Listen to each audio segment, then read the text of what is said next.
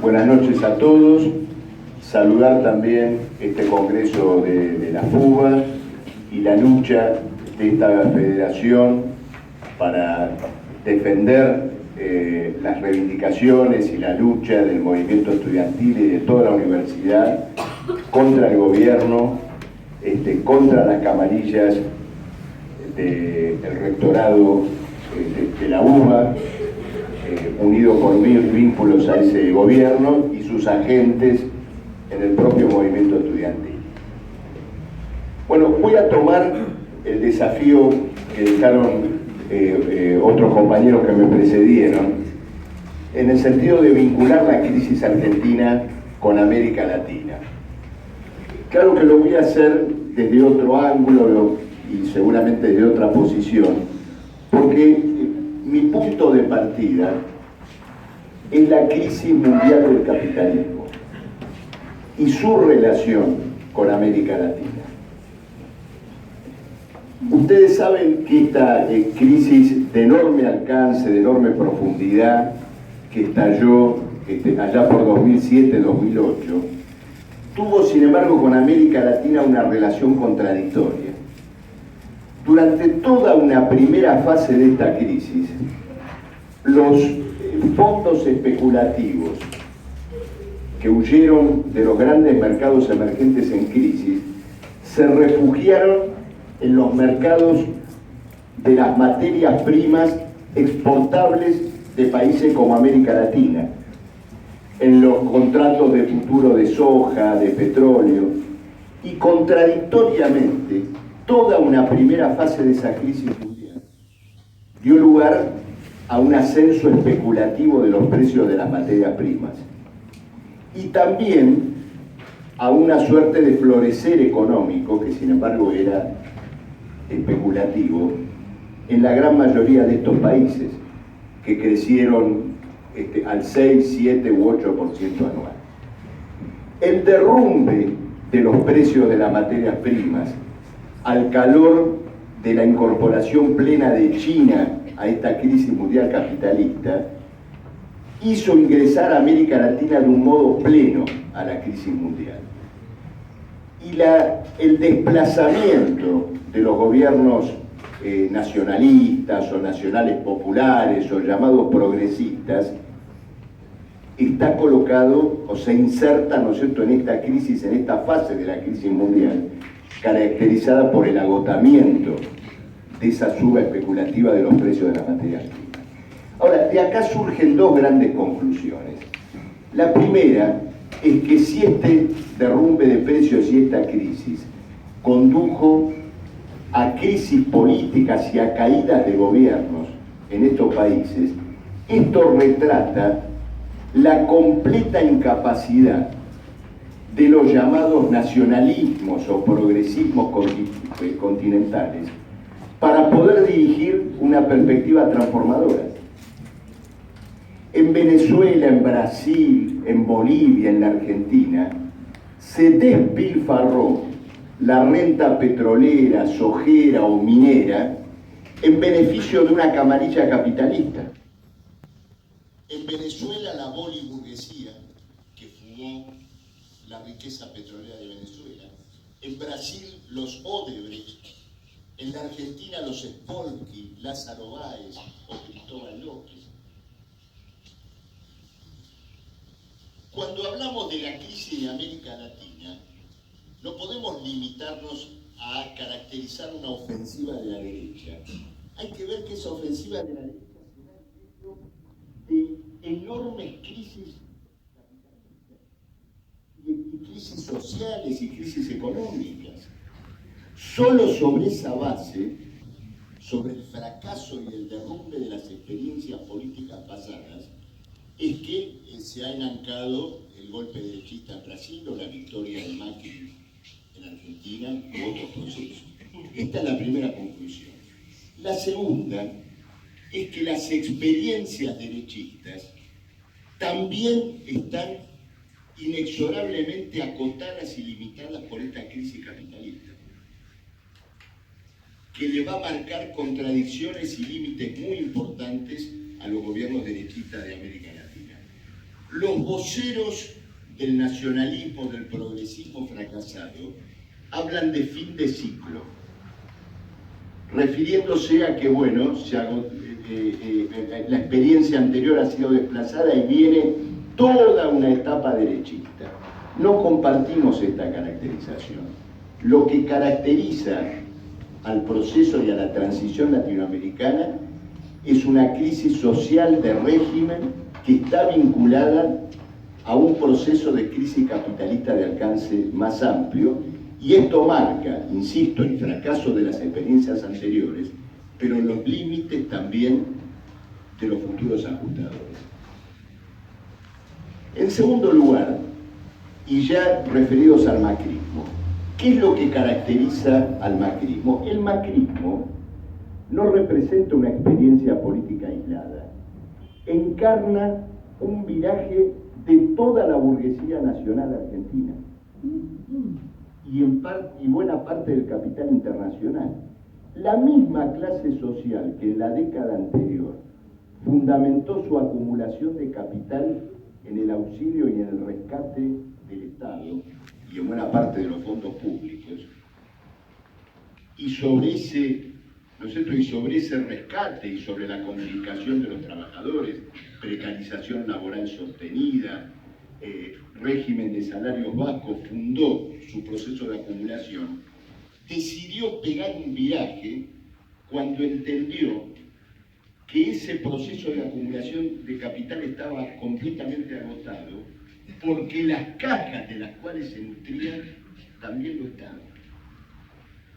Y entonces, la burguesía nacional, que ya había sido privatizadora bajo el menemismo y que se volvió estatista en los años en que reclamó el rescate del Estado, ahora ha pegado un viraje en la línea de buscar esencialmente un rescate de manos del capital financiero internacional. Que este rescate y que este viraje parte de una orientación de carácter general se verifica en dos cosas. Una política, por ejemplo, que los dos candidatos que se presentaron para el balotaje presentaban un programa que ya anticipaba este viaje: devaluación, liberación de tarifas, cierre de los litigios con los fondos públicos, etc., tanto por el lado de Macri como el lado de Flores. El otro elemento que caracteriza este viraje es que en cierto modo los hizo encarnar.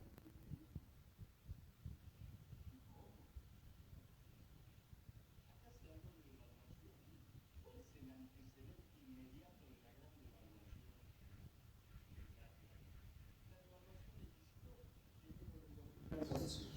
Una devaluación fortísima.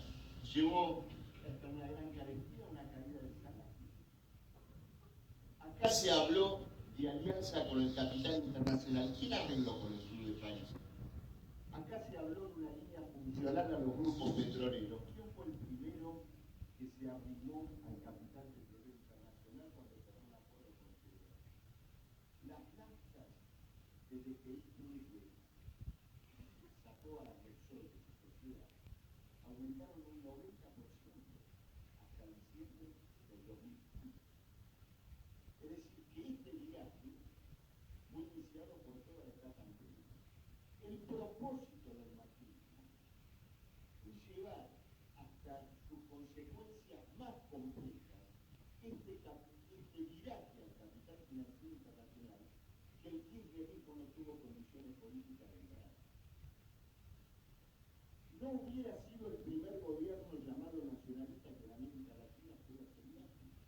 Ollanta Humala en Perú debutó como un Kirchner y terminó como un Macri. El kirchnerismo no pudo completar la parábola completa. Ahora bien, el otro gran elemento político que demuestra que esta es una orientación de conjunto de la política es la coalición política que, de un modo inestable, peculiar, pero que realmente existe, la coalición de la gente en el actual proceso político argentino.